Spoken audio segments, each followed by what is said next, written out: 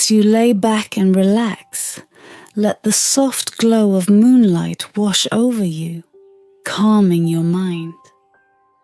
Imagine yourself in the kingdom of Luminalis, where the Queen's garden, once withered, comes to life under the gentle touch of a dedicated keeper. Tonight, you will journey into a world of magic, memory, and truth, where flowers bloom in the silence of the night, and secrets long buried are finally revealed.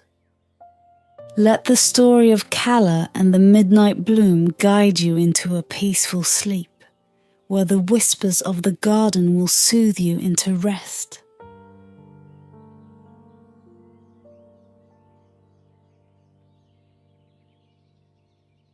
The kingdom of Luminalis was bathed in moonlight when the Queen's garden came to life. By day, it seemed an ordinary patch of earth, with leaves and vines that clung stubbornly to shadows. But as dusk fell, the garden transformed. Flowers unfurled their petals, revealing colours that seemed drawn from the stars. Blues deeper than the ocean, silvers brighter than polished mirrors, and violets so rich they seemed to hum in the cool night air. Each bloom emitted a soft, ethereal glow, casting silvery light across the palace grounds. The air filled with a subtle melody, a harmony too faint for human ears yet felt in the soul.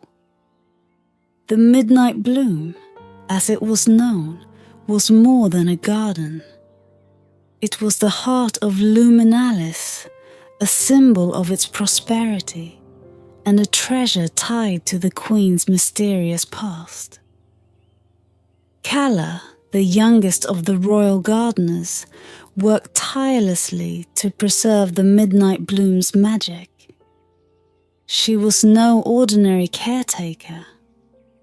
While others viewed the garden with awe or trepidation, Calla treated it as a dear companion. She whispered to its flowers, sang lullabies to its roots, and even carried the soft glow of its blooms on her skin, as though the garden loved her in return. The Queen herself rarely spoke of the garden's origins.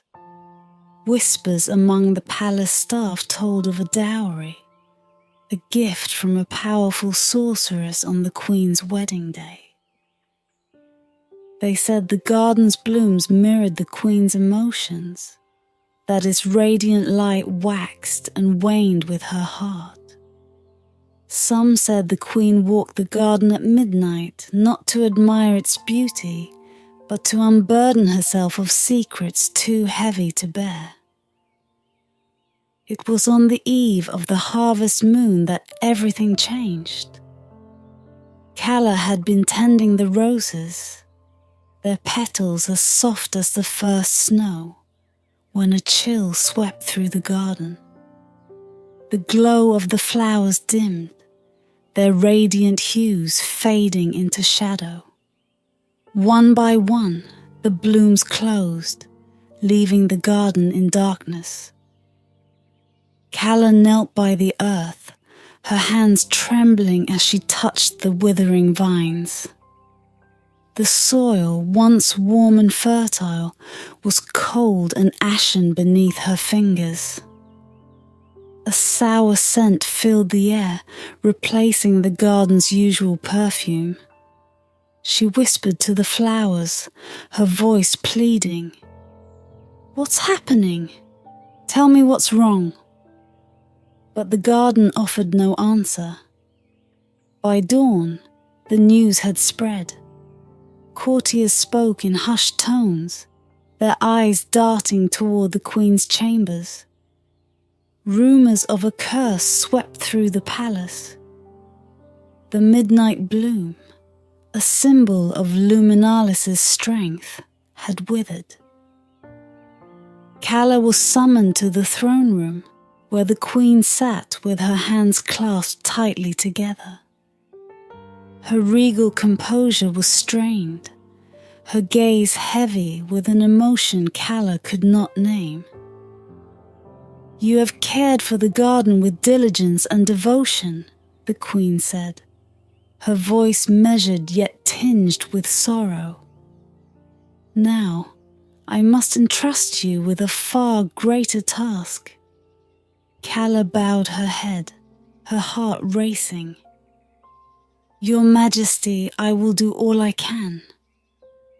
The queen rose, her midnight blue gown sweeping the marble floor. She gestured for Calla to follow, leading her through the winding halls of the palace and into the heart of the garden. In its center stood a fountain, long thought to be merely decorative. The queen pressed her hand to its base, and with a soft rumble, the stone shifted, revealing a staircase that spiraled into the earth. "This garden is more than it appears," the queen said as they descended into the hidden chamber.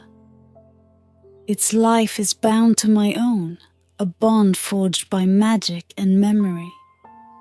The sorceress who gifted it to me warned that one day its magic would falter. She spoke of a keeper, someone of pure heart, who would hold the key to its salvation." At the chamber's base, a chest rested on an ornate pedestal. Its surface was engraved with runes that shimmered faintly in the dim light. The queen handed Calla an ancient iron key. "What lies within may guide you," the queen said, her voice trembling.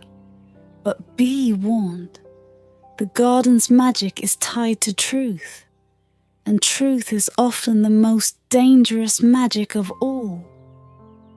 Calla hesitated as her fingers closed around the key, its weight cold and unfamiliar.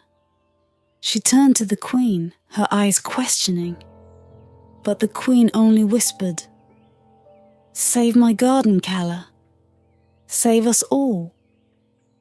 As the queen retreated, her footsteps fading into silence, Calla stood alone in the chamber. The air was thick with an otherworldly presence, the runes on the chest pulsing faintly like a heartbeat. In that hall, her mother turned to her face radiant, yet touched with a sadness that felt as timeless as the stars. She knelt to Lila's height, her gaze steady, her hands warm as they held her daughter's. "I cannot stay long, my love," her mother murmured, her voice gentle, resonant with both joy and sorrow. "But know that I am always with you, closer than you know. This place," she gestured around them at the castle, the shimmering hall, "it lives in your heart, and whenever you feel lost, remember this light, this love. It will guide you." Tears blurred Lila's vision as she threw her arms around her mother, feeling the warmth, the familiarity, the love that had been missing for so long.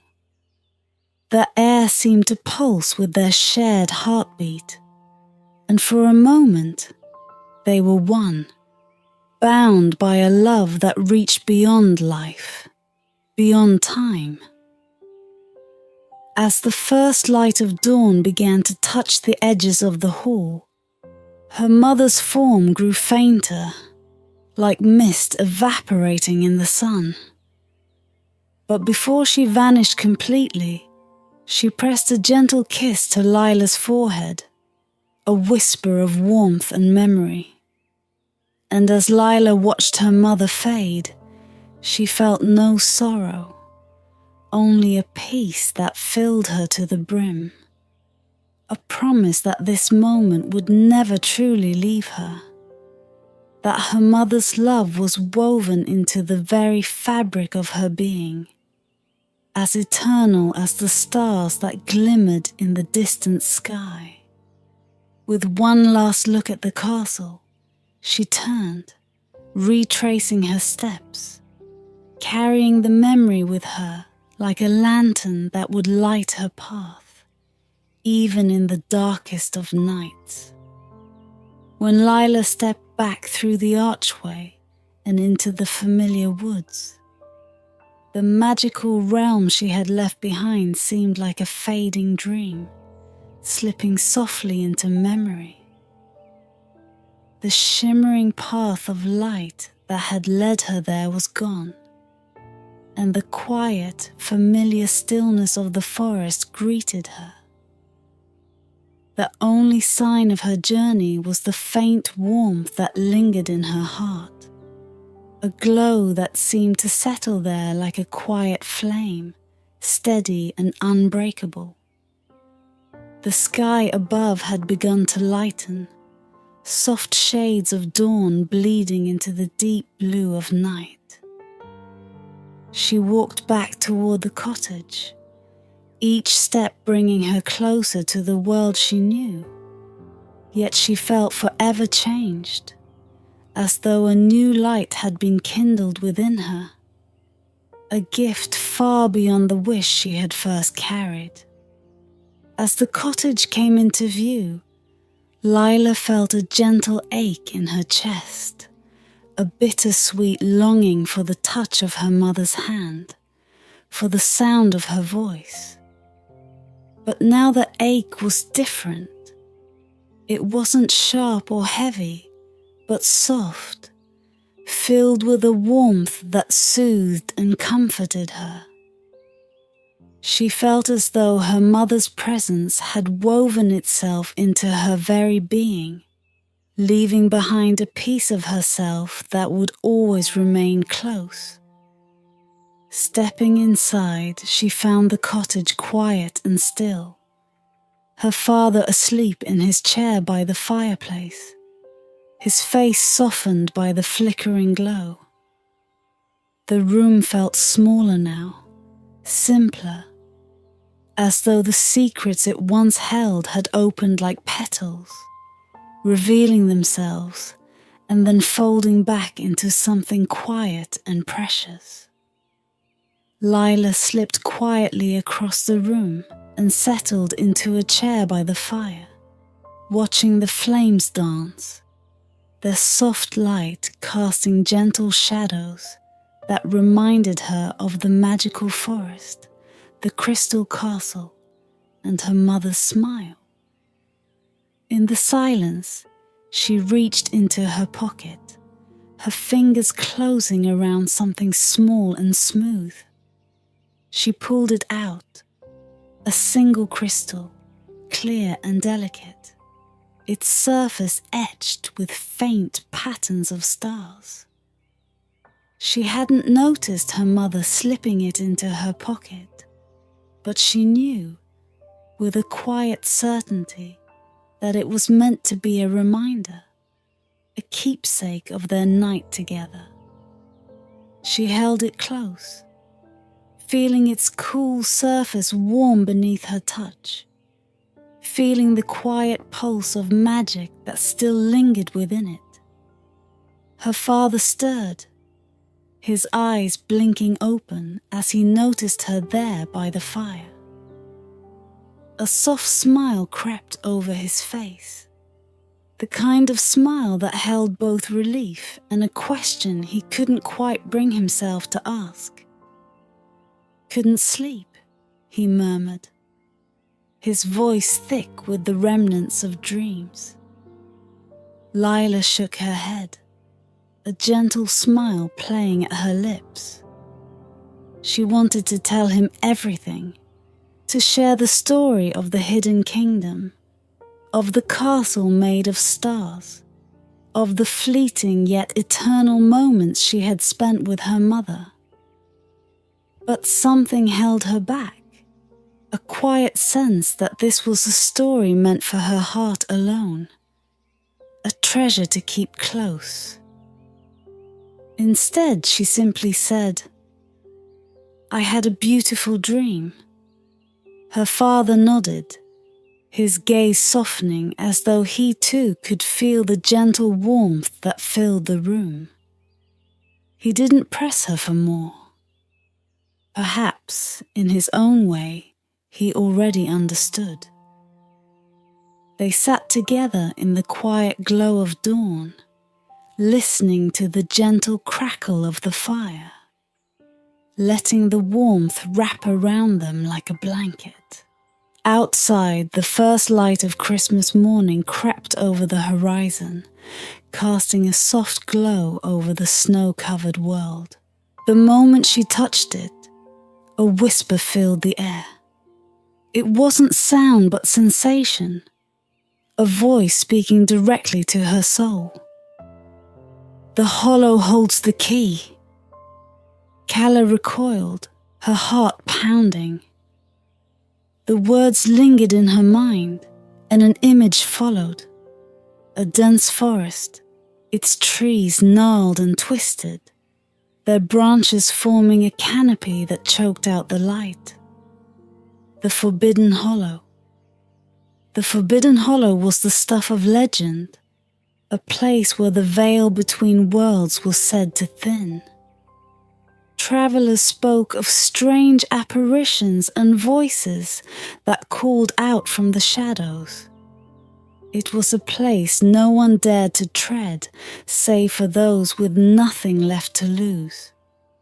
Yet the message was clear. The garden had whispered its answer, and the answer lay within the hollow. That night, Calla prepared for her journey. She packed the tome, the letter, and the vial, their mysteries weighing heavily on her mind. As she left the palace grounds, the Queen's warning echoed in her ears.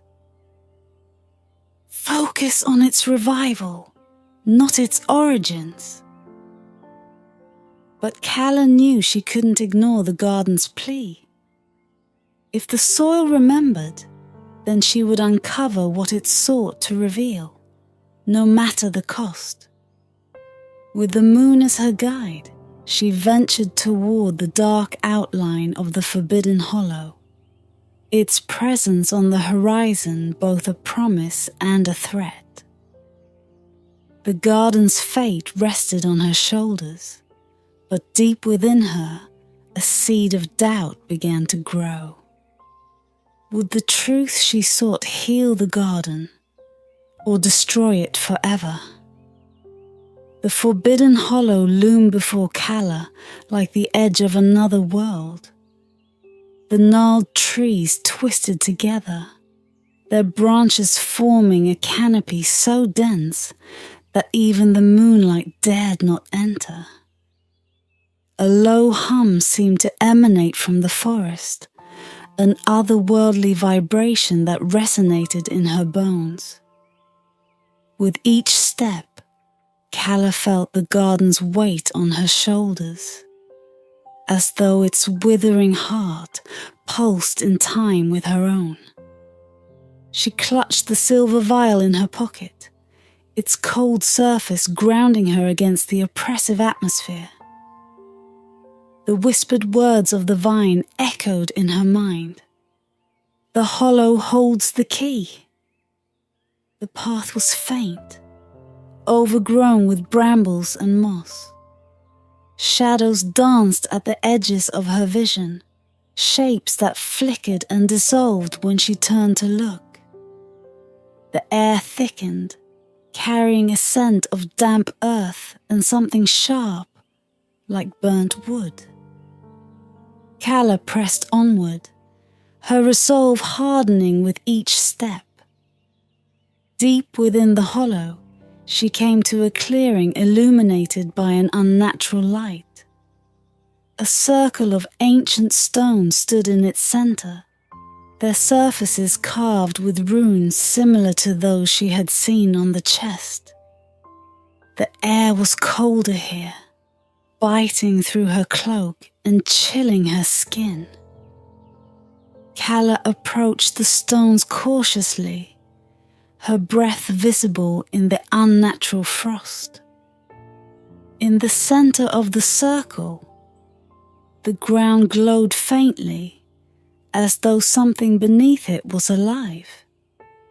Taking the tome from her satchel, she leafed through its pages until she found a sketch of a similar stone circle.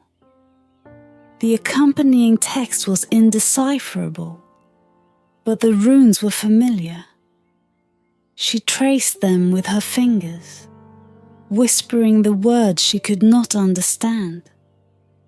The clearing shuddered, the light intensified, and the air around her grew heavy with the scent of jasmine and smoke. A figure began to materialize within the circle, shimmering like heat waves over desert sands. "Why do you summon me?" The voice was soft, like the rustling of leaves, yet it carried an unearthly authority. The figure solidified into the form of a woman draped in flowing robes that shimmered like the night sky. Her face was obscured by a veil of mist, but her eyes burned with an intense, otherworldly light. Calla's voice faltered. I seek to save the Queen's garden. The midnight bloom is dying, and it led me here. Are you the sorceress who created it?" The figure tilted her head, her gaze piercing. "I am the one who forged the bond that gave the garden life, but its fate is tied to truths unspoken. The Queen's heart holds shadows, and the soil remembers them." "What shadows?" Calla pressed. "The Queen won't speak of them. She only wants the garden restored." The sorceress's form wavered, her voice taking on a mournful tone. "The garden is no mere gift. It is a reflection, a living embodiment of love and betrayal. Its blooms thrived on the purity of a bond once cherished, but when that bond was broken, the garden began to wither." Calla clutched the tome tighter, her mind racing. "What bond? What betrayal? Please tell me what I must do to save it." The sorceress extended a translucent hand, and the ground beneath the circle began to shift. A vine, silver and pulsating with faint light, emerged from the earth. "Take this vine to the Queen," the sorceress commanded. "It is bound to the garden's truth. Plant it at its heart, and the garden will reveal what it has hidden. But be warned, young keeper, the truth may shatter more than the garden." Calla hesitated, the weight of the sorceress's words settling over her. Will the garden survive? The sorceress's gaze softened, though her tone remained enigmatic. The garden reflects the heart of its keeper. If she can reconcile with what she has buried, the garden will bloom again. If not...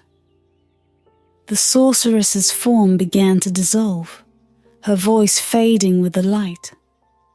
The soil remembers, but not all memories are meant to be unearthed. As the sorceress vanished, the vine coiled itself gently around Calla's wrist, its glow dim but steady. The clearing grew silent, the oppressive hum of the hollow receding. Calla stood alone once more, the weight of the sorceress's warning heavy in her heart. She turned back toward the palace, the vine pulsating faintly against her skin. The journey back felt longer, the hollow shadows pressing closer with each step. When she emerged into the open air, the moonlight felt blinding, and the stillness of the palace grounds unnerved her. Clutching the vine, she approached the garden's heart, where the queen waited. The air was heavy with expectation, and Cala's voice trembled as she spoke. "Your Majesty, the garden's fate lies in the truth you've hidden. The soil remembers, and it will reveal everything if this is planted at its heart." The queen's face paled, her hands trembling. "You do not understand what you ask," she whispered. Cala's resolve hardened. "I understand enough. The garden cannot survive without the truth." As the queen stared at the glowing vine, the weight of her secrets seemed to press her into the earth. Cala waited, knowing the next step would either save the midnight bloom or doom it forever. The queen's trembling hand hovered over the vine, its glow casting faint ripples of silver light across her pale features. Her lips parted as though to speak, but no words came. Instead, she turned abruptly, retreating to the edge of the garden where the shadows swallowed her figure. Cala stood rooted in place, the vine coiled around her wrist, pulsing faintly, as if urging her to act. She glanced at the brittle, lifeless flowers surrounding her, their once vibrant hues now drained. The garden was waiting. She was waiting. "Your Majesty!" Cala called after her, her voice breaking the stillness of the night. "I don't need to know everything, but the garden does. Whatever burdens your heart, it's time to let it go." The queen stopped, her shoulders stiffening. For a moment, it seemed she might flee, that she would dissolve into the night and leave her secrets buried. Then slowly, she turned.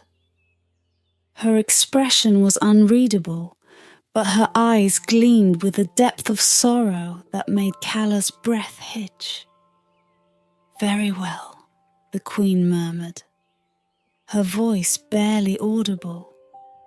"If the garden demands the truth, then it shall have it.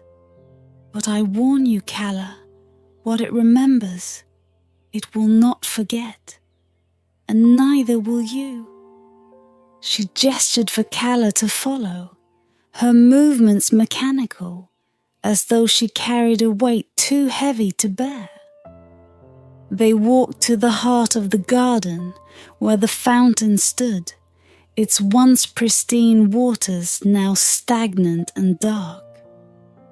The queen knelt before it, brushing aside the brittle remains of what had once been a thriving vine. "This," she began, her voice faltering, "was where we first met." Cala's brow furrowed. "We." The queen closed her eyes, her fingers trembling as they traced the edge of the fountain. "Lorien," she whispered, "a prince from a rival kingdom. He came to negotiate peace, but instead we found something else. Love, perhaps, or folly." The garden seemed to stir, the faintest hint of a breeze rustling the dead leaves. The queen's voice grew steadier, as though the garden itself compelled her to speak. "We met here in secret beneath the moonlight. It was the sorceress who gave us this garden, a place where our love could thrive beyond the reach of politics and war. She warned me, though. She said its magic was fragile, tied to the purity of our bond. Any betrayal would cause it to wither. Her hands clenched into fists, her knuckles white. When war became inevitable, my council demanded I prove my loyalty to Luminalis. They saw Lorien as a threat, a symbol of weakness. I told them where he would be. Her voice broke, and she pressed a hand to her mouth as though trying to contain the flood of emotions. Calla's heart sank. "You betrayed him!" The Queen nodded, tears streaming down her face. "He died that night, ambushed on his way to meet me. I thought the garden would wither entirely, but it didn't. It lingered, as though waiting for me to confess. But I never could. Not until now." The garden's air grew heavier, charged with a strange energy. The vine around Calla's wrist pulsed brighter, its glow illuminating the Queen's tear-streaked face. "Plant it," the Queen whispered, her voice raw. "Let the garden see the truth I've buried for so long." Calla knelt, her hands trembling as she pressed the glowing vine into the earth. The soil seemed to shift beneath her touch, softening as though welcoming the offering. As the vine sank into the ground, a pulse of light erupted from the fountain. The entire garden shuddered, its brittle remains cracking and breaking apart. The air filled with a haunting melody, a song of love and loss carried on the wind. The Queen gasped, her hands clutching her chest. "Lorien," she whispered. In the light, a figure began to take shape. A man with a noble bearing, his features sharp but softened by an expression of profound sadness. His translucent form shimmered, tethered to the garden's heart. "Elaine," the figure said, his voice like the echo of a distant storm. The Queen fell to her knees, her composure crumbling. "Lorien, I'm so sorry. I thought I was saving my people, but I destroyed us both." Lorien's gaze was unreadable, a mixture of sorrow and forgiveness. "Your heart was torn, and your choice was heavy. But the garden remembers not only betrayal, it remembers love." The garden stirred again, its soil shifting as new shoots emerged. Tiny buds began to unfurl, their petals glowing faintly in the moonlight. The melody grew stronger, wrapping around Calla and the Queen like a living thing. Calla watched, tears streaming down her face as the two figures reached for each other. Lorien's translucent hand touched the Queen's, and for a moment they were whole again. The light enveloped them both, and when it faded, the Queen was alone. The garden bloomed once more, vibrant and radiant, its colours richer than they had ever been. Yet, Calla felt a lingering ache, as though the garden's renewal came at a cost she couldn't fully understand. The Queen rose, her face streaked with tears but her eyes clear. "The garden is alive again," she said, her voice steady, "because it knows the truth." But as she turned away, Calla wondered if the garden's revival was truly the end, or the beginning of something far more profound. The garden breathed again. Its once lifeless flowers now shimmered under the moonlight, their vibrant hues casting a kaleidoscope of colour across the palace grounds. Petals as soft as starlight swayed gently in an unseen breeze, and the faint melody of the garden's soul thrummed in the air. It was a resurrection, but it felt bittersweet. Calla stood in the centre of it all, her heart heavy despite the beauty that surrounded her. The queen lingered near the fountain, her face pale and unreadable. The glow of the restored blooms reflected in her tear-streaked eyes, but her gaze seemed fixed on something far beyond the garden. "It is beautiful again," the queen whispered, her voice so soft it was almost lost in the rustling of the leaves. Calla turned to her, her thoughts racing. "The garden has forgiven," she said, though the words felt hollow. She knelt beside the freshly planted vine, its roots now intertwined with the earth, pulsing faintly. "But what happens now?" The queen's lips pressed into a thin line. She reached for the fountain's edge, steadying herself. "The garden is alive because the truth has been set free," she said. "But forgiveness does not erase what has been done. It cannot." Calla frowned, her hands brushing the soil absently. "Then why would it bloom again? Why let us see this beauty if the pain remains?" The queen looked at her, her gaze piercing. "Because it is not for us. The garden is more than a reflection of love or betrayal. It is a witness, a keeper of memory. Its revival means we are not absolved, but we are seen." The words sank into Calla's chest, heavy and profound. She thought of the sorceress's warning. The soil remembers, but not all memories are meant to be unearthed. Lorien. Calla froze, her breath catching as the queen stumbled forward. His form was faint, as though he were made of mist and light, but his presence was undeniable. "Elaine," he said, his voice carrying both a sorrow and a warmth that seemed to wrap around them. "You have given the garden what it needed, truth. But you have not given yourself what you need." The queen fell to her knees, her head bowed.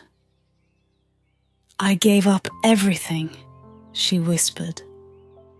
"I betrayed you for a kingdom I can no longer protect.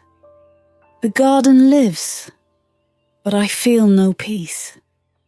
Lorien's form flickered, but his voice remained steady. "Peace is not given, it is earned. You carry the weight of your choice, but you also carry the love that once made this garden bloom. Do not let it wither again, Elaine." The queen looked up, her tears glinting in the soft light. "How can I protect something so fragile?" "By tending to it," Lorien said. His form began to fade, the light of the fountain dimming. "As Calla has done, as you must now learn to do. This garden is no longer just ours. It is yours and theirs. A memory to keep alive, not to bury." With that, he vanished, leaving the queen trembling in the moonlight. The garden fell silent, the melody in the air softening to a faint hum. Calla approached the queen, her steps tentative. "Your Majesty, what will you do now?" The queen rose slowly, brushing the dirt from her gown. Though her face was etched with grief, her eyes held a new determination.